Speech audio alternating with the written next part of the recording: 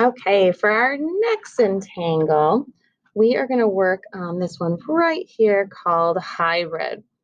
And it looks a little confusing, but it really isn't too bad. What you want to do is start by just kind of creating an area where we're going to be adding this design. And you can do this in different ways. I'm going to do it just like in that little example by adding two wavy lines next to each other, skipping some space, and doing two more. What you want to do next is draw basically a triangle, a zigzag. You can think about it in some different ways. Once you have that, we are going to add lines inside of it. So if you wanted to, you could keep going with your zigzag right now, but I'm just going to work with this. So what I'm going to do is add a line that is parallel to the one I just did. You can do this with your just freehand or a ruler. I'm going to go on the other side. I'm going to add one going all the way down. I'm going to switch to the other side. All the way down.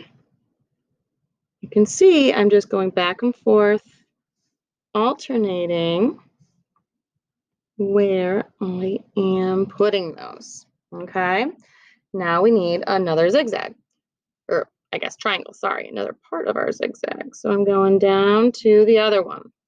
So I'm going to do the same exact thing. I'm just going to go back and forth. So I have a line, a line. Oop, that was a little close together. That's okay. You can see I just keep going back and forth. So this triangle is going to go off. We're not going to see the whole thing, but it's the exact same concept.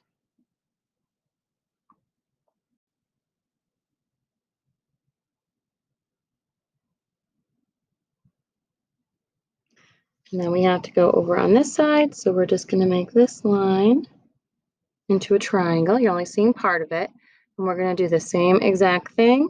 We are going to draw one line on the one side, switch over, draw a line here, switch back, a line, draw a line, draw a line,